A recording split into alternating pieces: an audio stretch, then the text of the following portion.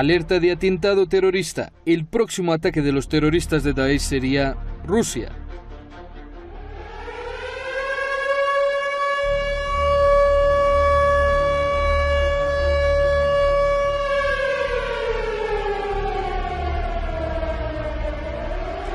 Esta amenaza no fue de parte de los terroristas, sino de parte de Washington.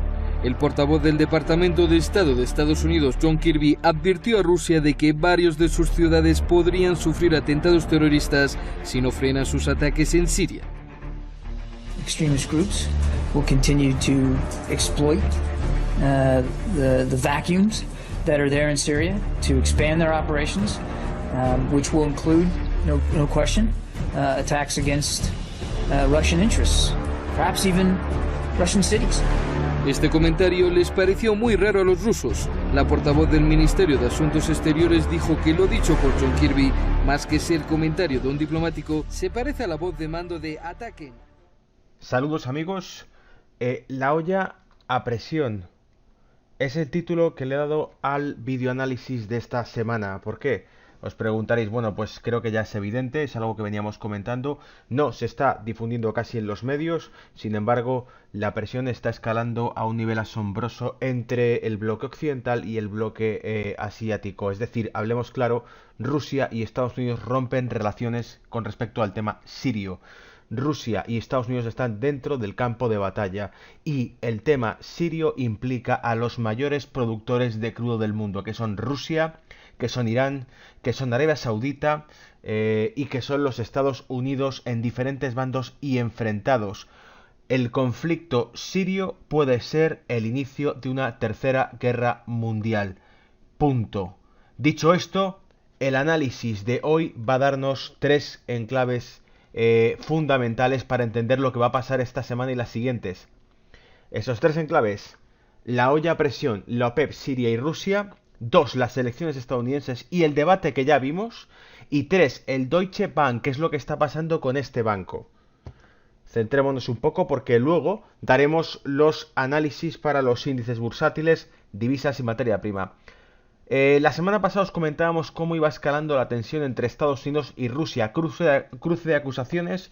Los Estados Unidos decían que estaban organizando una masacre de los rusos en Siria, los rusos contestaban que la masacre era lo que habían hecho ellos en Irak y en Libia, y automáticamente las relaciones se iban deteriorando hasta que se finaliza el diálogo, que es lo último que hace pocas horas se ha anunciado. Rusia y Estados Unidos rompen el diálogo con respecto al tema sirio, pese a que la semana pasada la última esperanza era que de nuevo se volvía a plantear que se pudiese negociar sobre esto. Así que, amigos, lo volvemos a decir, las tensiones entre Rusia y Estados Unidos crecen con respecto al tema sirio. Rusia ha dicho abiertamente que cualquier ataque que haga Estados Unidos contra el ejército sirio o contra tropas rusas será considerado un acto de guerra y desestabilizará no solamente la región de Siria, sino el mundo entero. Es lo que ha dicho, las palabras que ha dado Rusia con respecto a este tema. Mientras tanto, ¿qué es lo que está ocurriendo con el crudo? La semana pasada la OPEP proponía un ajuste en la oferta del crudo. La propuesta, os he puesto un gráfico sacado de Zero Hedge, nos daba entre 32,5 millones de barriles a 33 millones de barriles. Esa es la franja que se quiere estabilizar.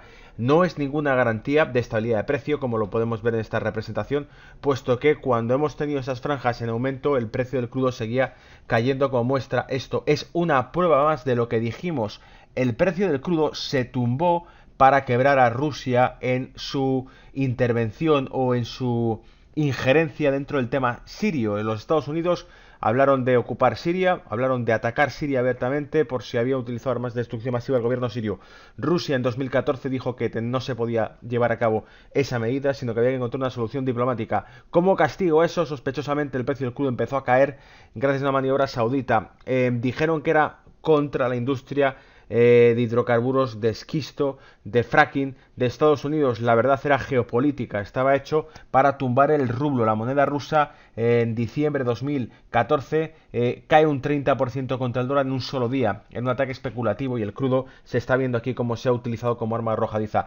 Desde hace meses hemos avisado ya en nuestro blog de vídeo que el panorama cambia ahora. El crudo va a destaparse. ¿Por qué? Porque esto va a saltar por los aires y ahora veremos cómo la materia prima se va a ir incrementando. Pasamos al siguiente punto que hay que comentar, y ese debate electoral de la semana pasada entre Hillary Clinton y Donald Trump. No hay mucho que comentar, sencillamente, porque, bueno, he destacado unas declaraciones de Trump durante el discurso. Vuelve a arremeter contra la Reserva Federal diciendo que solo están manteniendo los tipos de interés sin cambios para favorecer a los demócratas, algo que es evidente, ya que de subirlos se arriesgarían a que se empiece a hablar de caídas en los mercados y lo asocien rápidamente con la gestión de Obama. Es decir, en una fase electoral, olvídate de que suban las tasas de interés. Esto es lo que dice Trump. El debate no tiene nada sustancioso. Únicamente tengo notas aquí a destacar respecto a la economía americana, que ya hemos citado en alguna ocasión. Que sepáis, desde que entra Obama en el poder, la deuda de Estados Unidos, que estaba en torno a 10,6 billones, pasa a ser 19,5 billones. Hablo de deuda pública. La deuda empresarial se multiplica por 2 desde 2007. Los beneficios empresariales decaen, siguen estando débiles. Las quiebras comerciales se incrementan un 29% con respecto al periodo del año anterior. Tenemos también 5 millones de empleos menos en manufacturas desde el año 2000. Tenemos también un aumento del empleo público frente al empleo privado, lo cual preocupa porque es síntoma claro de que hay un intervencionismo de Estado para poder mantener el ritmo económico. Y cae el índice de la propiedad de manera reiterada, que ya lo hemos avisado, como también hemos avisado de la caída de la tasa de productividad.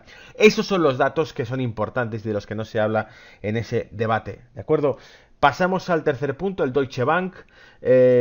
Y aquí viene la parte dura. Ya hice un comentario durante la semana pasada para Radio Duna Chile sobre el Deutsche Bank, y no es nada nuevo, también lo comentábamos en el bioanálisis de la semana anterior. Exposición a derivados superiores a 42.000 millones de euros, 14 veces el PIB de Alemania. La reducción de la multa solo será para ganar tiempo, porque ahora todo se centra en cuál va a ser la multa final, cuál va a ser la negociación sobre el monto de la multa a pagar al Departamento de Justicia americano. No importa, amigos, eso solamente es para ganar tiempo. El colapso de un banco comercial como Deutsche Bank afectará mucho más al mundo que el de Lehman Brothers. Aquí está la parte clave. Deutsche Bank es banca de inversión, pero también es banca comercial. Deutsche Bank está mucho más enraizado en la sociedad. Las raíces del Deutsche Bank están mucho más introducidas en la estructura social, en la inversión inmobiliaria, en las familias, en los agentes económicos reales. Por lo tanto, va a repercutir muchísimo más el problema que tenga Deutsche Bank. Descapitalización es el principal problema que tiene Deutsche Bank. Se llama así, descapitalización, porque sencillamente está cayendo a un nivel alarmante en bolsa y está perdiendo muchísima liquidez. Y porque Alemania, Merkel, sigue afirmando que no habrá ninguna ayuda de inyección de capital en el Deutsche Bank. Eso es lo que asusta, ¿vale? No queda más remedio que hacerlo, porque si no, tú dime a mí cómo van a salir de esa. Significaría una reestructuración del sector financiero a nivel mundial, no solamente para Alemania, ¿vale? Pasamos ya a mercados. Vamos a hablar lo primero que nada del crudo. Esto es lo que dimos la semana pasada, no, hace 2 semanas. Hablábamos de un hombro cabeza hombro invertido en el crudo. Asimismo hablamos de esta figura hace 2 semanas. La semana pasada comentamos este objetivo de figura, se fue alcanzando, y esta semana hemos roto esa cuña al alza. Luego quizá ahora sí empecemos a ver cómo el crudo va a despuntar. El conflicto sirio es el detonante para que, en cuanto haya un enfrentamiento directo entre Rusia y Estados Unidos en el terreno sirio, la olla a presión reviente y el precio del crudo se catapulte a 60, incluso 70 dólares el barril. Sinceramente es lo que creo. Sería mucho más fácil hacer este análisis sin hablar de esto, pero creo que es lo que va a ocurrir, y creo que es lo que podría pasar. No tendría por qué mojarme, pero tengo que hacerlo. Tengo que ser sincero, y creo que sencillamente la tensión geopolítica que no nos comentan en las noticias del mediodía en la televisión se va a traducir en un incremento muy fuerte de la materia prima. El US NOK. Tenemos la corona noruega contra el dólar y vemos cómo la figura que tiene es altamente bajista, la veis clarísima, objetivos 7.30 y 7.17, 7.15, y casualmente también una figura muy bajista, el US CAD. Lo hemos explicado otras veces, tanto el NOK como el CAD son divisas muy dependientes del precio del crudo por sus reservas de crudo. La economía noruega muy dependiente del crudo, la economía canadiense también de las reservas de crudo. Luego las figuras son indudablemente hombro cabeza a hombro, tanto en el US CAD como en el US NOK, y nos traen proyecciones bajistas fuertes, nos dan indicios de que el crudo se está cayendo. ¿Qué tenemos en pantalla? ¿Os da buenas sensaciones a ruptura de resistencias? Bueno, pues os informo, el MICEX. ¿Qué es el MICEX? El índice ruso, el selectivo ruso. chocará cuando veamos después el gráfico del DAX, el gráfico del SP, el gráfico del IBEX.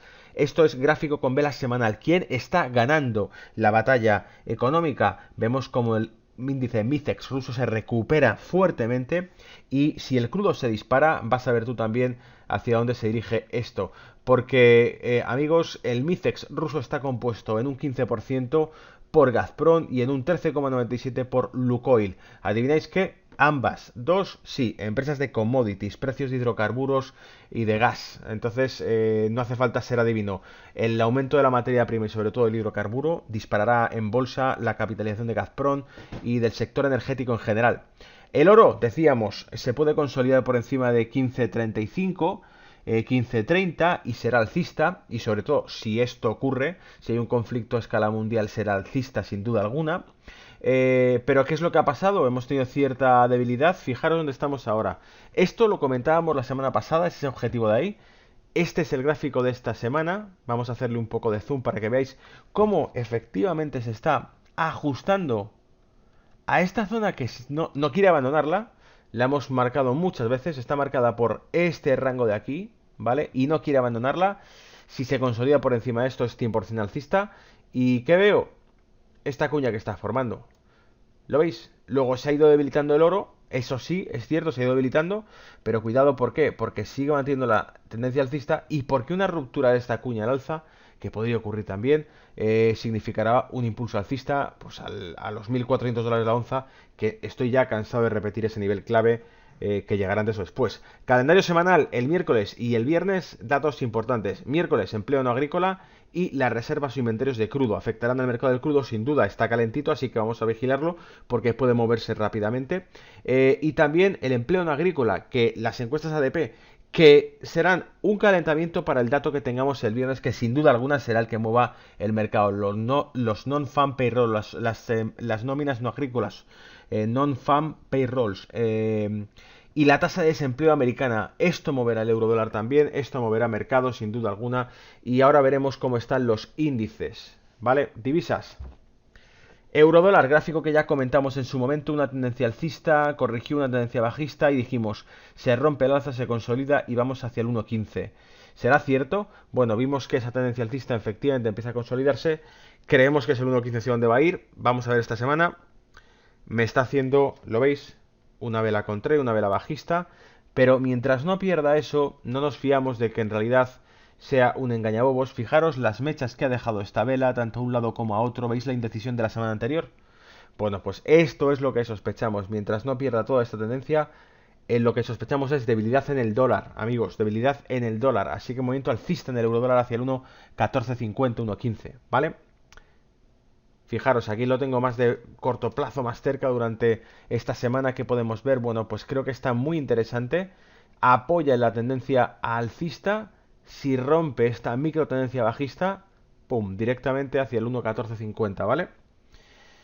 Quizá no lo haga, quizá rompa la tendencia alcista y se desplome, pero creo que lo que está haciendo son varios intentos, mantiene la tendencia alcista, la tendencia alcista prima sobre esta micro tendencia bajista, se lo lleva por delante y proyecta al alza. Seguimos. Libra dólar, hecha estampida auténtica en la libra, hecha un desastre, ¿lo veis? Y perdiendo los mínimos tras el Brexit. Esto es lo que preocupa. Vale, al final voy a tener que ponerme bajista en la libra dólar. Estoy alcista ahora mismo, pero voy a tener que ponerme bajista. De momento mantengo la posición, pero lo que veo es que está muy débil. Con esto que está perdiendo aquí, a menos que rompa esta tendencia bajista, lo que veo es que va a hacer quizá algún tipo de pullback. Y como no consolide por encima del 1.2880, 1.2890, difícil que recupere terreno, ¿vale? Y el US CAD, que lo hemos comentado, aquí están los niveles clave. Fijaros, esto lo comentábamos la semana anterior, esa mecha que había dejado ahí, el hombro cabeza hombro, que se cumplió. Acertamos con el pronóstico, llegamos aquí y dijimos, no lo va a subir, va a continuar la bajada. ¿Qué ha ocurrido? Efectivamente continúa la bajada y vuelve otra vez para acá. No olvidéis lo que estamos viendo una réplica, ¿lo veis? 1 y 2, replica el hombro y muy probablemente lo acaben tumbando. El objetivo, repunte del crudo y para abajo el US CAD. Os recuerdo únicamente, vuelvo otra vez para el crudo, para atrás. Os recuerdo únicamente dónde estaba el crudo. El crudo está con un hombro cabeza hombro invertido desde hace ya bastantes sesiones. ese crudo nos va a traer algo muy, muy importante. Aquí lo tenemos. Y como veis, pues bueno, la figura es bastante clara y sigue empujando para arriba. Luego, en cuanto crucemos los 50, va a meter un despunte hacia los $70. 60 el primer nivel, lo tenéis aquí, ese máximo. Después 70, que será ese rango que tenemos marcado aquí, ¿vale? Esa es la zona objetivo, 60 y luego 70, que sería la proyección de toda la figura bajista al alza. Esto es lo que estamos viendo, por eso sospechamos que efectivamente hay ese incremento en el precio del crudo. Pasamos a la renta variable ya entonces. Renta variable, bueno, el SP500 la semana pasada comentábamos hace 2 semanas esta figura, acertamos, directamente se iniciaba otro impulso bajista, dijimos subirá hasta aquí y luego corregirá un pullback.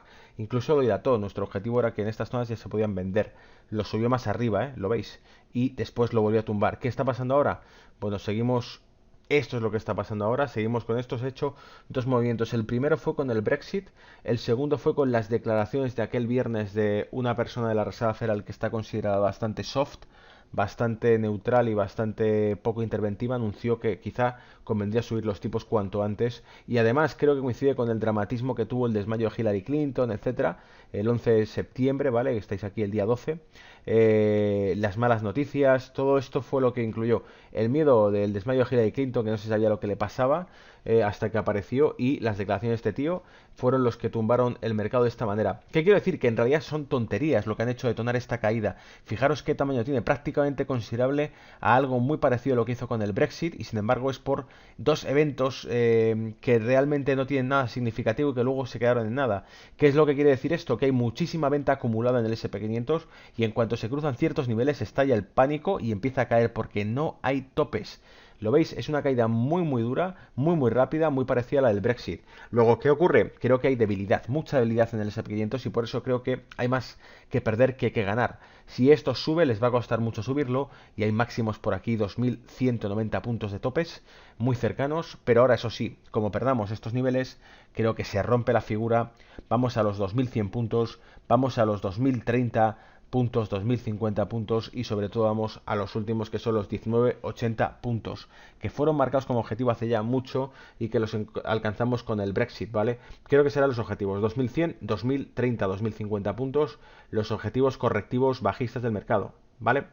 DAX, paso al DAX, ese movimiento que decíamos hace 2 semanas de giro bajista, ese movimiento que se ha salvado por los peros. Fijaros la mecha de la vela, Fijaros la mecha de la vela, cómo tratan de recuperar el mercado, cómo tratan de cerrar la semana por encima de 10.500, o sea que está clarísimo, y este nivel lo teníamos marcado de hace ya semanas, pero vemos cómo este nivel es fundamental.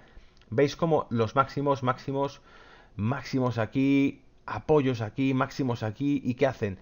No quieren en absoluto cerrar el mercado con la semana con el mercado por debajo de los 10.500 puntos en el DAX.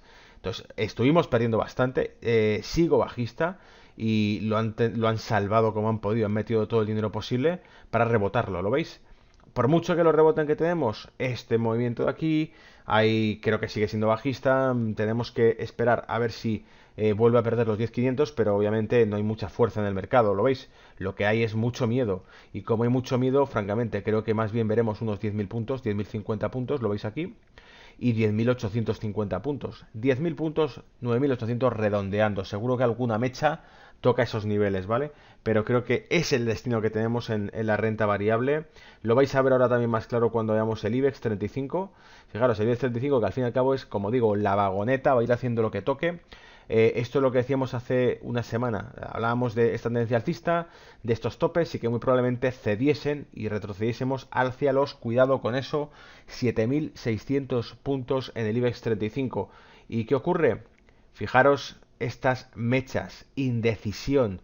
Esto es más claro agua. ¿Veis qué pedazo de mecha nos está dejando el mercado? Son mechas muy grandes, son mechas enormes, nos dicen que hay mucha indecisión. Toda esta mecha es igualita que la que tiene Alemania, el DAX, con ese rescate. Entra mucho dinero comprando para resucitar al mercado con esta bajada tan dura que tiene. Lo que quieren es agarrarse como un clavo ardiendo los precios a esta zona para no perderlo. Es decir, es el último recurso, compras de emergencia para rescatar al mercado, para sujetarlo. Están sujetando al mercado. Sigo pensando lo mismo, estamos en topes, este es el gráfico actual, ¿qué es lo que va a pasar? Pues pérdida de los 7.800, perdón, 8800, que es la cifra mágica que siempre defendemos, 9200, 8800, siempre es la misma cifra, no lo soporta, cede hacia los 7600, ¿lo veis? Más claro agua, tenéis aquí los rangos, 7600, 7600, 7600 la proyección, ¿vale?